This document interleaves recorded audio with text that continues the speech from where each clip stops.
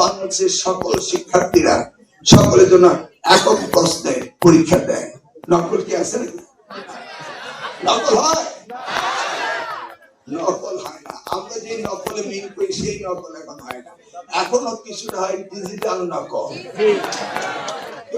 তাহলে আমরা আইন করছি যে ডিজিটাল নকল যেন বন্ধ হয়। বুঝতে পারেন? নকল হয় না। এই যে নকলের মডেল চেঞ্জ হচ্ছে অধ্যায় এটা আমরা বলি না, আমরা বলি যে ডিজিটালি যে এই ধরনের নকলের সহযোগিতা এখন নিচ্ছে সেটা আমাদের বন্ধ করতে হবে।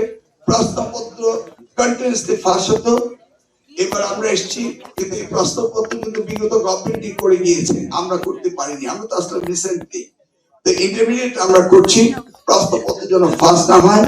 এবং আমরা চাই বাংলাদেশের সকল শিক্ষার্থীরা সকলের জন্য একক প্রশ্নে পরীক্ষা দেয়।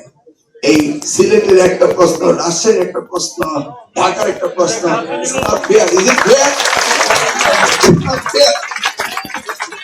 হবে না। একক প্রশ্ন হবে। আরেকটা জিনিস, যেহেতু স্টুডেন্ট আছে সেই জন্য বলছি যে we don't want to carry up the legacy of the failure students. একজনে একবার ফেল করবে, দ্বিতীয়বার তার কোর্স চেঞ্জ হবে, আবার প্রশ্ন করবো, তৃতীয়বার ফেল করবে, তার জন্য প্রশ্ন করবো, তৃতীয়বার ফেল করবে, তার জন্য প্রশ্ন করবো। No, no, no, no, no, no, we are not for that. You go to the vocational, technical education. There's a lot of education you can go, you can shift.